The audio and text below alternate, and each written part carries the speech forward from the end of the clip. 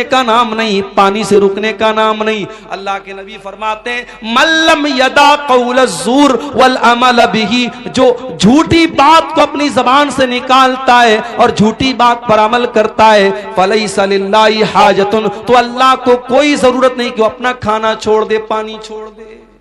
روزے کی حالت میں کنٹرول کرو اپنے آپ کو۔ روزہ ہمیں کنٹرول کرنا سکھاتا ہے، روزہ ہمیں یہ سکھاتا ہے اگر اللہ کے حکم پر ہم کھانا چھوڑ سکتے ہیں، پانی چھوڑ سکتے ہیں، بیوی حلال ہے بیوی کو کے قریب نہیں جاتے ہیں، کھانا حلال ہے کھانا نہیں کھاتے ہیں، پانی حلال ہے پانی نہیں پیتے ہیں، اگر اللہ کے حکم پر حلال چھوڑ سکتے ہیں تو بیڑی پینے والوں تم بیڑی کیوں نہیں چھوڑ سکتے؟ سگریٹ پینے والوں تم سگریٹ کیوں نہیں چھوڑ سکتے؟ تمباکو کھانے والوں تم تمباکو کیوں نہیں چھوڑ سکتے؟ اور شراب پینے والوں تم شراب کیوں نہیں چھوڑ سکتے؟ جب اللہ کے حکم پر ایک مہینے کے تم حلال چھوڑ سکتے ہو تو جو چیزیں حرام ہیں، جو چیزیں نقصان دہ ہیں، جو چیزیں تمہاری صحت کے لیے ہانی کارک ہیں، جو تمہارے شریر کو نشٹ کر رہی ہیں، برباد کر رہی ہیں، وہ گٹکھا، وہ کھینی، وہ تمباکو، وہ سگریٹ، وہ بیڑی تم کیوں نہیں چھوڑ سکتے ہو؟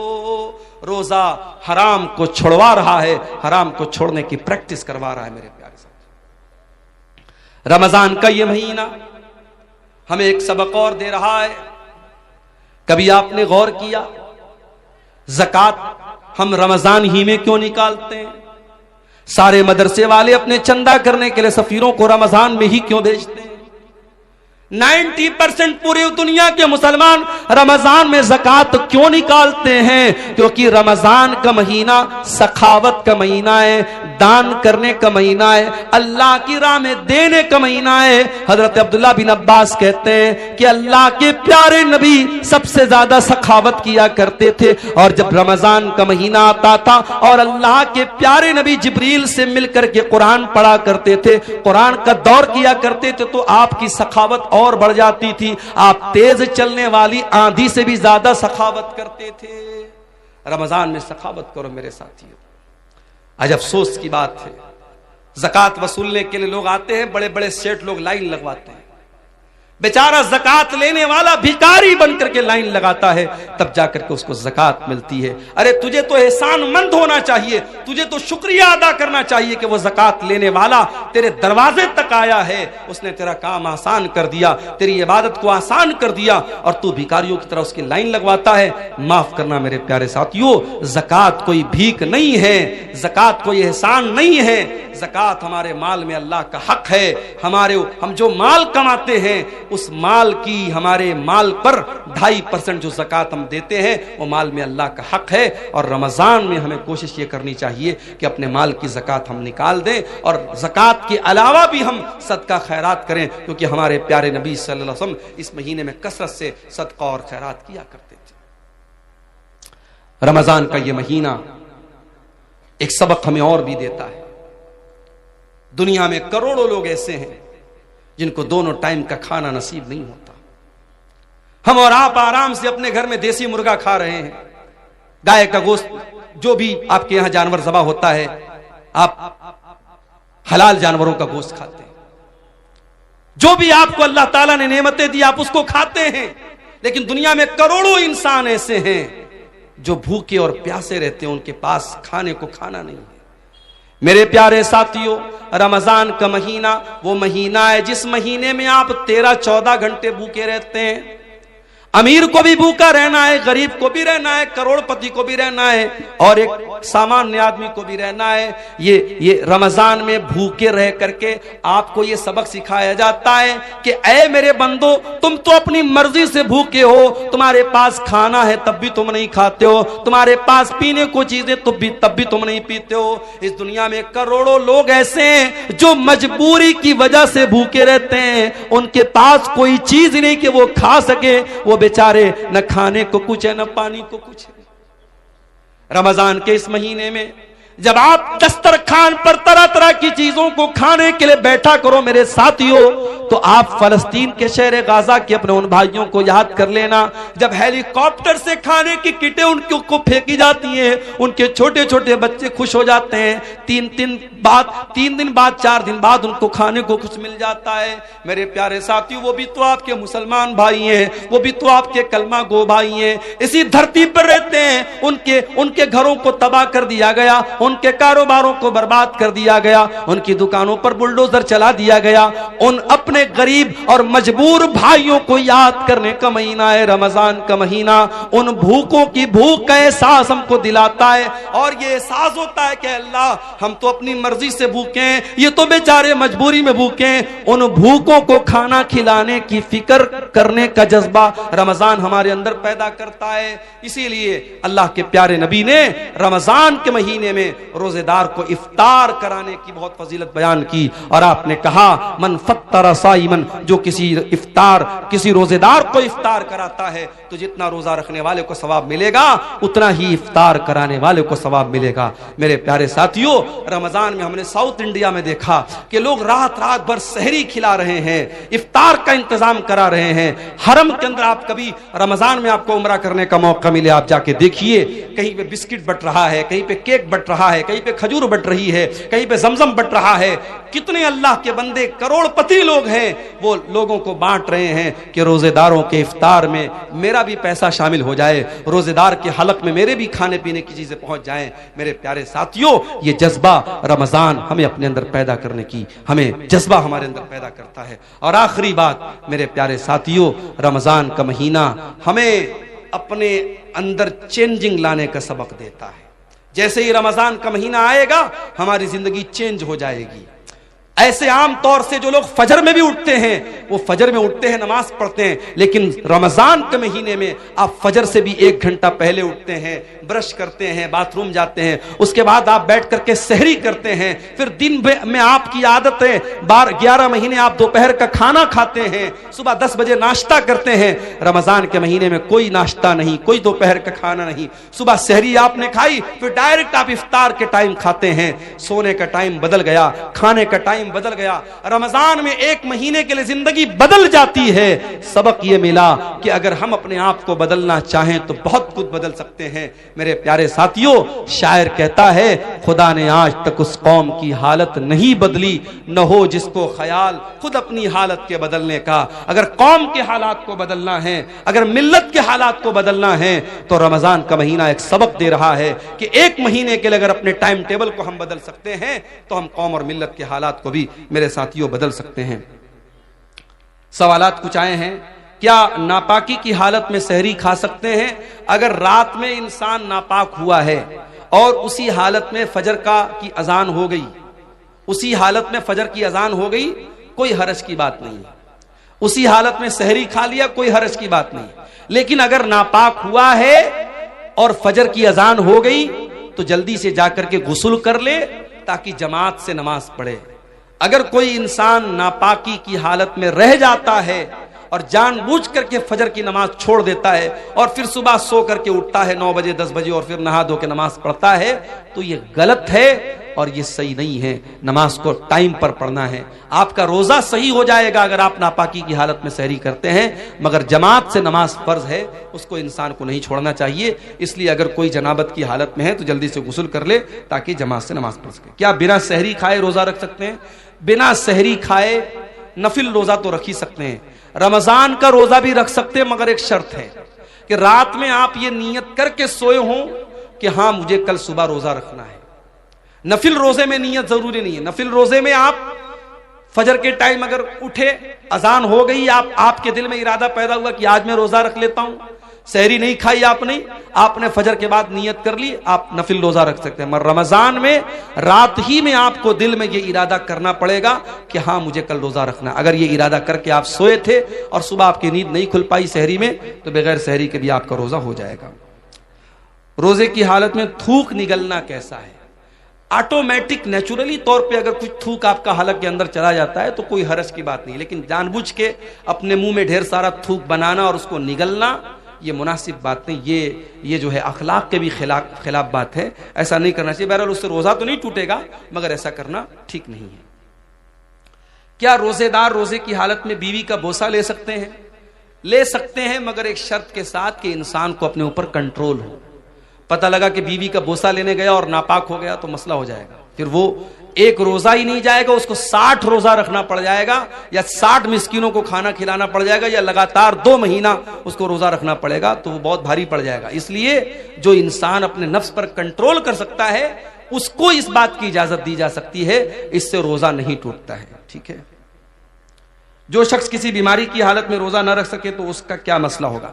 اگر بیماری ایسی ہے کہ آج بیماری ہے کل ٹھیک ہو جائے گی تو اس کو تو قضا کرنا ہے، لیکن بیماری ایسی ہے کہ اب ٹھیک نہیں ہوگی، جیسے شوگر ہو گیا، ٹی بی ہو گئی، اب یہ تو ٹھیک ہونا بہت مشکل ہے، تو ایسا انسان جس کی بیماری لا علاج ہے یا اب عمر کے ساتھ رہے گی وہ بیماری، تو ایسا انسان اگر روزہ نہیں رکھ پا رہا ہے تو ہر روزے کے بدلے 1 مسکین کو کھانا کھلائے گا، 1 مسکین کو 2 ٹائم کا کھانا اس کو کھلانا رہے گا۔ بہتر یہ کہ کھانا کھلا دے یا 2 ٹائم کے کھانے کا جو اناج ہے وہ اناج دے دے۔ اگر اناج دینے میں بھی کوئی پرابلم ہے تب بہت مجبوری کی حالت میں اس کا پیسہ دے سکتا ہے، ورنہ شریعت میں اطعام کا لفظ آیا، کھانا کھلانے کا لفظ آیا ہے تو کھانا ہی دینا چاہیے یا کھانے کی جگہ اناج دینا چاہیے۔ روزے کی حالت میں گل یا کوئی نشاور چیزوں کا استعمال کرنا کیسا؟ بالکل غلط ہے۔ روزہ جب آپ جائز چیزوں کو چھوڑ رہے ہیں تو بھائی گل کیوں نہیں چھوڑ رہے ہیں آپ؟ کوئی کہہ رہا ہے کہ صاحب ہم گل اس لیے کرتے ہیں پیٹ صاف ہوتا ہے، ارے بھائی کسی اور چیز سے صاف کر لو اپنا پیٹ، گل سے مت صاف کرو۔ اور گل ایک ایسی چیز ہوتی ہے کہ کچھ نہ کچھ اس کا اثر منہ کے اندر محسوس ہوتا ہے، تو روزے کی حالت بہت اگر آپ کی مجبوری ہے تو آپ صبح سحری کے پہلے جو ہے یعنی فجر کے پہلے آپ کر لیجئے، وہ بھی اس صورت میں جب گل کے اندر نشہ نہ ہو۔ اگر گل کے اندر کسی طریقے کا نشہ ہے تو روزے کے پہلے یا روزے کے بعد میں یا روزے کی حالت میں کسی بھی صورت میں وہ صحیح نہیں ہے۔ روزے کی حالت میں اگر کوئی شخص اپنی بیوی سے ہم بستری کر لے تو وہ کیا کرے؟ جان بوجھ کر کے اگر ایسا کرتا ہے تو روزے کا اس کو کفارہ دینا پڑے گا۔ کفارہ کیا ہے؟ لگاتار 60 دن جو ہے وہ روزہ رکھے، اگر اس کی طاقت نہیں ہے تو 60 مسکینوں کو کھانا کھلائے۔ اگر کوئی مسلمان کسی غیر مسلم کو روم کرائے پہ دے دی اور اس میں مورتی رکھ کر مورتی کی پوجا کرے تو کیا یہ صحیح ہے؟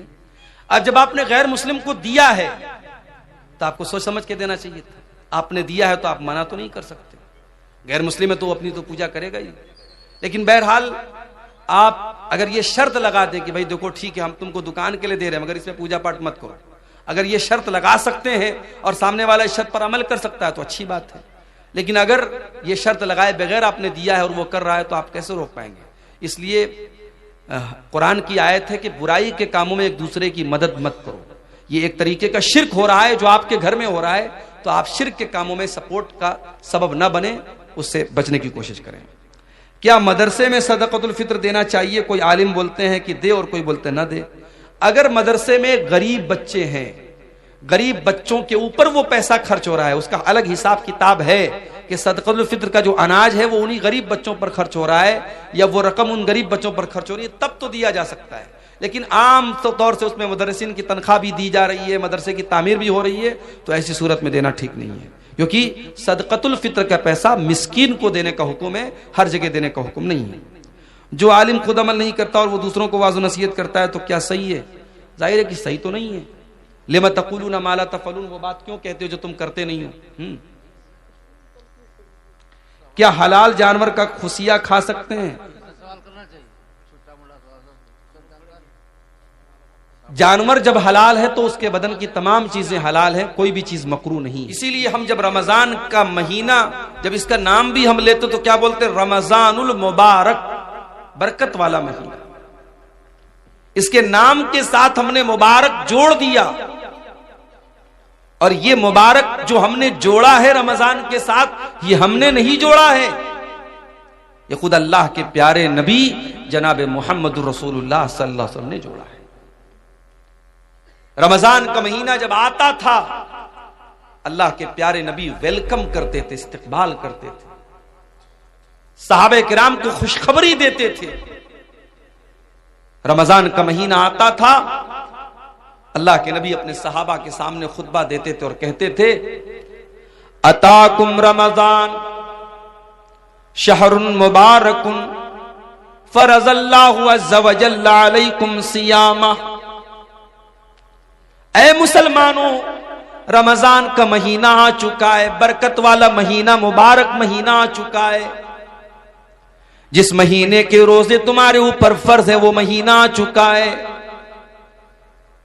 تفتح فی ابواب السماء، اس مہینے میں آسمان کے دروازے کھول دیے جاتے ہیں، وتغلق فیہ ابواب الجحیم، اور جہنم کے دروازے بند کر دیے جاتے ہیں، وتغل فیہ مردۃ الشیاطین، اور شیطانوں کو اس مہینے کے اندر قید کر دیا جاتا ہے، زنجیروں میں جکڑ دیا جاتا ہے۔ للہ فیہ لیلۃ ہی خیر من الف شہر، اللہ کی قسم اس مہینے میں ایک رات ایسی ہے جو 1000 مہینے سے افضل ہے۔ 1000 مہینہ 84 سال سے بھی زیادہ، ایک رات، اس مہینے میں ایک رات، اور رات کس کو بولتے ہیں؟ مغرب بعد سے لے کر کے فجر تک کا ٹائم، یعنی میکسیمم 12 گھنٹہ، 12-13 گھنٹہ، یہ مغرب بعد سے لے کر کے فجر تک کا ٹائم، یہ ایک رات، اللہ کے نبی کہہ رہے ہیں کہ اس مہینے میں ایک رات ایسی ہے جو بہتر ہے 1000 مہینے سے، 84 سال سے بہتر ہے۔ من حرم خیرہا فقد حرم، جو اس مہینے اس رات کی بھلائی سے محروم ہو گیا، جس کو شب قدر میں نیکی کرنے کا موقع نہیں ملا، شب قدر میں تلاوت کرنے کا موقع نہیں ملا، جو شب قدر میں رات میں تہجد نہیں پڑھ سکا، اس سے بڑا محروم، اس سے بڑا بدنصیب کوئی نہیں۔ وہ مہینہ بالکل دستک دے رہا ہے، 2 دن کے بعد میرے پیارے ساتھیوں وہ مہینہ شروع۔ میرے پیارے ساتھیوں، رمضان کا مہینہ بھی تو ایک مہمان بن کے آ رہا ہے، ایسا مہمان بن کے آ رہا ہے جو اللہ کی رحمتیں لے کر کے آ رہا ہے۔ یہ مہینہ ہمارے اور آپ کے گناہوں کی بخشش کا ذریعہ بن کر کے آ رہا ہے۔ ہم اگر چاہیں تو اس مہینے میں اپنے گناہوں کو بخشوا سکتے ہیں، اس مہینے میں تراویح کی نماز پڑھ کر کے ہم اللہ تعالیٰ کے مقرب بن سکتے ہیں، اس مہینے کا روزہ رکھ کر کے اللہ سے اپنے گناہوں کو معاف کروا سکتے ہیں، اس مہینے میں قرآن کی تلاوت کر کے اپنے گناہوں کے بادلوں کو ہم چھانٹ سکتے ہیں، صاف کر سکتے ہیں۔ ہونا تو یہ چاہیے تھا، اس مہینے کے لیے ہمارے دلوں میں ایک ایکسائٹمنٹ پیدا ہوتی، ایک اتسکتا ہوتی، اور ہم ذہنی طور پر اس مہینے کے استقبال کے لیے تیار ہوتے۔ مگر کیا بات ہے، لوگوں کو فکر ہو رہی ہے کہ صاحب رمضان آئے گا، کیا ہوگا، دوپہر کا کھانا کیسے کھائیں گے ہم۔ بعض لوگ جب رمضان کا ذکر آتا ہے نا تو کیا بولتے ہیں، کھا لو کھا لو، 2 دن کے بعد دوپہر کا کھانا نصیب نہیں ہوگا۔ یعنی رمضان کا نام سنتے ہی ایک کچھ لوگوں کے دل اور دماغ میں ایک مصیبت آ جاتی ہے کہ یار بڑی مشکل والا مہینہ آ گیا، 13 گھنٹے 14 گھنٹے بھوکے رہنا پڑے گا، 1 گھنٹہ 1.5 گھنٹہ کھڑے ہو کے تراویح کی نماز پڑھنی پڑے گی، صبح 4 بجے اٹھ کر کے سحری کھانا پڑے گا، عورتوں کو الگ فکر رہتی ہے، ہم کو یہ بنانا پڑے گا وہ بنانا پڑے گا۔ اگر رمضان کے تعلق سے یہ نیگیٹو سوچ، یہ منفی سوچ، یہ نکاراتمک سوچ آپ کے ذہن میں ہے تو میرے پیارے ساتھیوں یہ بہت افسوس کی بات ہے۔ اگر آپ واقعی میں اللہ والے ہیں، اگر آپ واقعی ایمان والے تو آپ کو خوش ہونا چاہیے کہ اللہ تعالیٰ آپ کی زندگی میں ایک رمضان کا مہینہ اور دے رہا ہے۔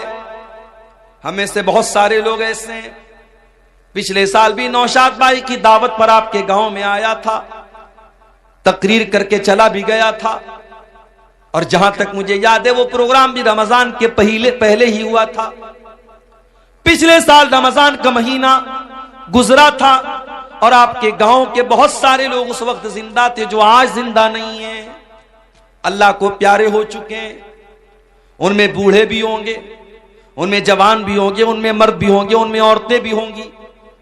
پچھلے سال وہ ہمارے بیچ میں تھے، اس سال ہمارے بیچ میں نہیں ہیں، موت نے ان کو ہم سے دور کر دیا، وہ اللہ کے پاس چلے گئے، اور اللہ تعالیٰ نے ہماری زندگی میں ایک اور رمضان کا مہینہ دے دیا ہے۔ میرے پیارے بھائیوں، ہم وہ خوش نصیب لوگ ہیں جو اپنی زندگی میں ایک رمضان اور دیکھنے والے ہیں انشاءاللہ.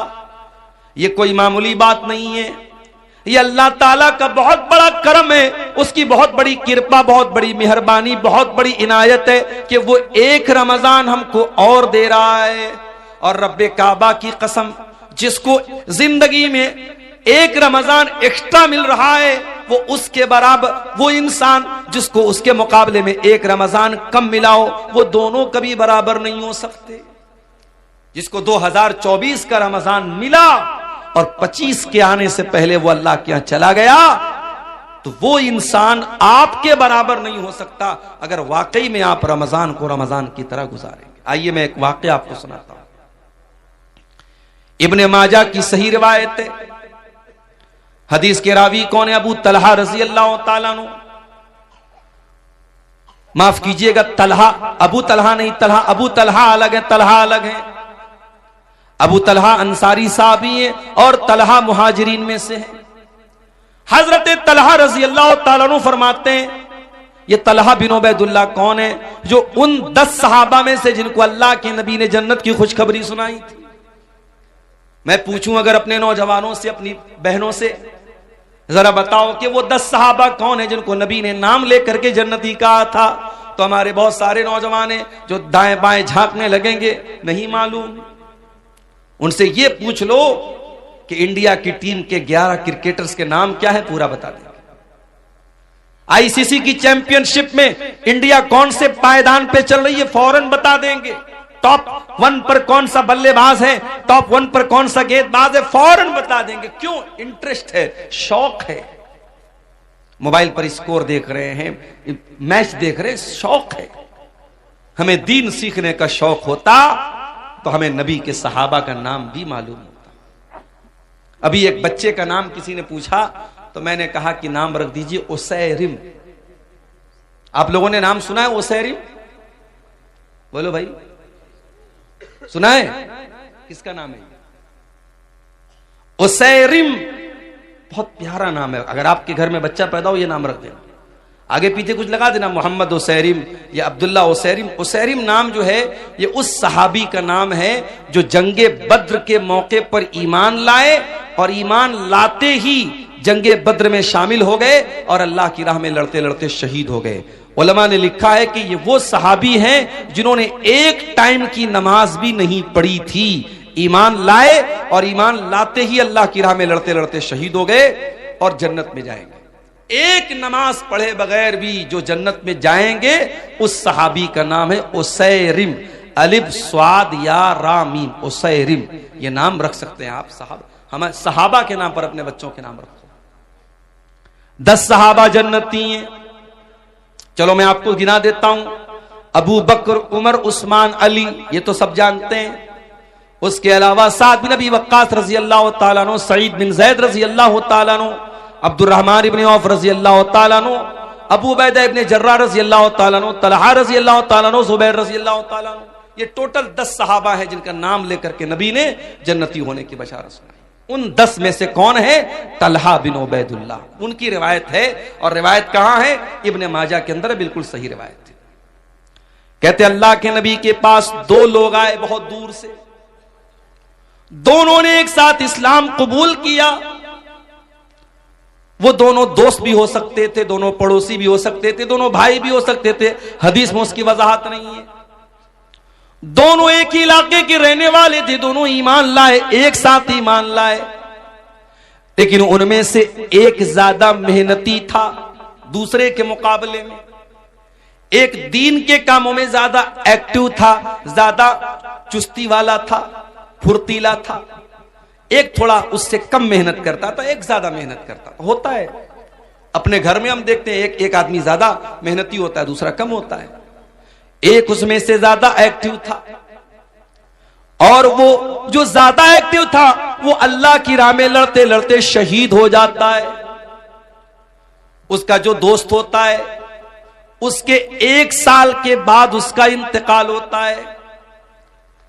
پہلا والا جو محنتی تھا وہ اللہ کی راہ میں لڑتے لڑتے شہید ہوتا ہے. دوسرا والا نیچرل طریقے سے انتقال کر جاتا ہے، موت ہو جاتی ہے.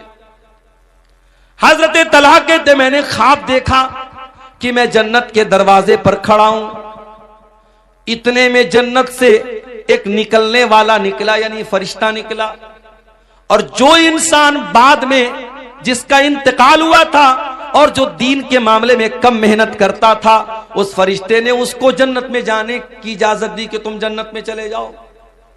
اس کے بعد اس نے اس سے کہا جو زیادہ محنتی تھا اور اللہ کی راہ میں جو لڑتے لڑتے شہید ہوا تھا، اس سے کہا تم چلے جاؤ۔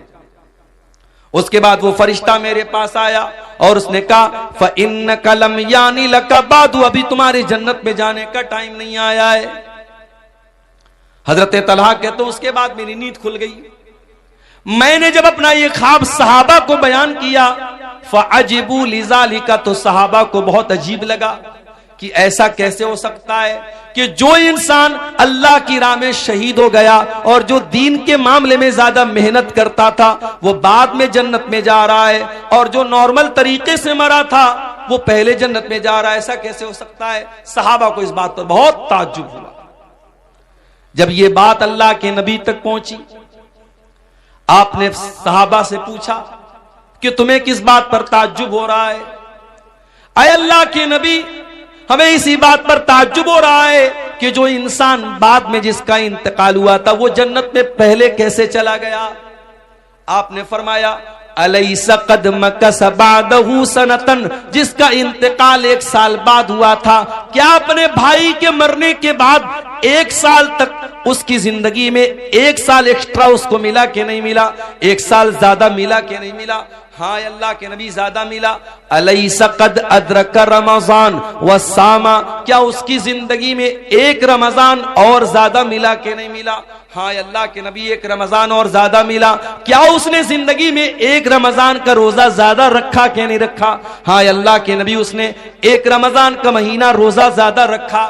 کیا اس نے 1 سال کے اندر اپنے بھائی کے مقابلے میں 1 سال زیادہ نماز پڑھی کہ نہیں پڑھی؟ ہاں اللہ کے نبی اس نے 1 سال زیادہ نماز پڑھی۔ آپ نے فرمایا فما بینہما ابعد مما بین الارض والسماء، ان دونوں کے مقام و مرتبے کے بیچ میں وہی دوری ہے جو آسمان اور زمین کے بیچ کی دوری ہے۔ اے میرے صحابہ، جس کی زندگی میں 1 رمضان اور مل گیا اس کی برابری کوئی کر ہی نہیں سکتا۔ اس کیا ان دونوں کے مرتبے کے بیچ میں اتنا ہی فاصلہ ہے جتنا آسمان اور زمین کے بیچ میں ہے۔ یہ ہماری خوش نصیبی ہے۔ اللہ ہمیں 1 رمضان اور دے رہا ہے میرے ساتھی۔ اللہ چاہتا، اور ابھی بھی اگر اللہ چاہے، رمضان کا چاند نکلنے سے پہلے ہماری جان جا سکتی ہے، کوئی حادثہ ہو سکتا ہے، کوئی مصیبت آ سکتی ہے، کوئی بیماری آ سکتی ہے۔ اللہ تعالی ہمیں توفیق دے رہا ہے کہ ہمیں 1 رمضان اور ملتا ہے۔ اچاٹپ نہ جی اس جہاں سے ہوا ہے، نبی کے صحابہ کے رستے پہ چل کے دلوں کا سکون ہم نے حاصل کیا ہے۔ وہ طائف کی وادی میں کھا کھا کے پتھر ہمارے لیے جو تڑپتا رہا تھا، وہ طائف کی وادی میں کھا کھا کے پتھر ہمارے لیے جو تڑپتا رہا تھا، اسی کے طریقے کو پیروں سے روندا، بلا خود بتاؤ یہ کیسی وفا ہے۔ اسی کے طریقے کو پیروں سے روندا، بھلا خود بتاؤ یہ کیسی وفا ہے۔ یہ وہ موت ہے دوستوں جس کی خاطر نبی نے بھی مانگی تھی رب سے دعائیں۔ یہ وہ موت ہے دوستوں جس کی خاطر نبی نے بھی مانگی تھی رب سے دعائیں۔ کٹایا ہے اس راہ ہمیں جس نے سر کو، خدا کی قسم وہ امر ہو گیا ہے، خدا کی قسم وہ امر ہو گیا ہے۔ سنو احد کے پار سے یہ صدائیں، انس بن نضر کی تمہیں کہہ رہی ہیں۔ سنو احد کے پار سے یہ صدائیں، انس بن نضر کی تمہیں کہہ رہی ہیں۔ جو اللہ کی راہ میں جان لٹا دے، وہی اصل میں عاشق مصطفیٰ ہے۔ جو اللہ کی راہ میں سر کٹا دے، وہی اصل میں عاشق مصطفیٰ ہے۔ محترم علماء کرام، بزرگوں اور دوستوں، نوجوان ساتھیوں، ماؤں اور بہنوں، پیارے بچوں، آج کے اس پروگرام میں جو اس کے کنوینر ہیں، اس کے روح رواں ہیں جناب نوشاد عالم صاحب، انہوں نے جب اس پروگرام کا وقت مجھ سے لیا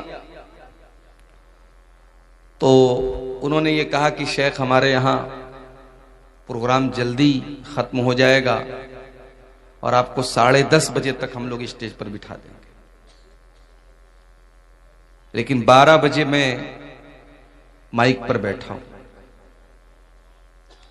بہت دیر سے آپ حضرات علماء کے بیانات سماعت کر رہے تھے۔ مجھ سے پہلے شیخ عزیز الرحمن بخاری حفظہ اللہ تقریر کے ساتھ ساتھ اس ادارے کے لیے چندہ بھی کر رہے تھے۔ آپ حضرات نے الحمدللہ دل کھول کر ان کے ہاتھوں پر چندہ دیا بھی ہے۔ اللہ آپ کے ان صدقات کو، ان چندوں کو، ان عطیات کو اللہ قبول فرمائے، اور مزید ہمارے جو بھائی اور بہن، ہماری مائیں بہنیں جو ابھی تک اس نیکی کے کام سے پیچھے رہ گئی ہیں اور جنہوں نے ابھی تک اس مدرسے میں تعاون نہیں کیا ہے، ان سے اپیل بھی کرتا ہوں۔ چندہ کرنے والا مولوی میں نہیں ہوں، یہ بھی ایک ہنر ہے، ایک فن ہے۔ ہمارے شیخ عزیز الرحمن صاحب بڑے ماہر ہیں اس فن کے، میں تو اس فن سے بہت ناواقف ہوں، پھر بھی اپنی ٹوٹی پھوٹی زبان میں آپ سب سے اپیل کرتا ہوں۔ ہم جانتے ہیں یہ دونوں بھائی نوشاد عالم اور شہنواز عالم، ان دونوں بھائیوں کی سرپرستی میں یہ ادارہ چل رہا ہے، اور بڑی پریشانیوں سے آج کے دور میں ادارہ چلانا آسان کام نہیں ہے۔ اس ایسے علاقے میں جہاں میں پچھلے سال بھی آیا تھا تو بڑی مشکل سے جو ہے ندی تھی اور اس کے اوپر پتلا سا پل بنا ہوا تھا، کیسے کیسے آیا تھا۔ اس بار جو ہے آیا تو پتہ لگا ندی کا پانی سوکھ گیا ہے، مگر ابھی بھی کوئی پل وغیرہ نہیں بنا ہے۔ بہت ہی پچھڑا علاقہ اور بہت ہی سہولتوں سے محروم علاقہ ہے یہ۔ ایسے علاقے میں یہ مدرسہ چلانا یہ آسان کام نہیں ہے۔ آپ سب سے گزارش ہے جو اس گاؤں کے بھی ہیں اور جو آس پاس سے آئے ہیں اور جو ہماری مائیں بہنیں آئی ہیں، سب سے اپیل کرتا ہوں کہ آپ اس جلسے آج شعبان کی آخری تاریخیں چل رہی ہیں اور غالباً پوری امید ہے کہ جمعہ کو رمضان کا چاند نظر آ جائے گا، اور پہلا روزہ انشاءاللہ ہم لوگ سنیچر کو، ہفتے کے دن سنیچر کے دن ہم رکھیں گے۔ اگر شعبان کا یہ مہینہ 29 پر ختم ہوا اور چاند نظر آ گیا تو پہلا روزہ سنیچر کو۔ میرے بھائیو، آج شعبان کی آخری تاریخیں چل رہی ہیں اور غالباً پوری امید ہے کہ جمعہ کو رمضان کا چاند نظر آ جائے گا، اور پہلا روزہ انشاءاللہ ہم لوگ سنیچر کو، ہفتے کے دن سنیچر کے دن ہم رکھیں گے۔ اگر شعبان کا یہ مہینہ 29 پر ختم ہوا اور چاند نظر آ گیا تو پہلا روزہ سنیچر کو پڑے گا۔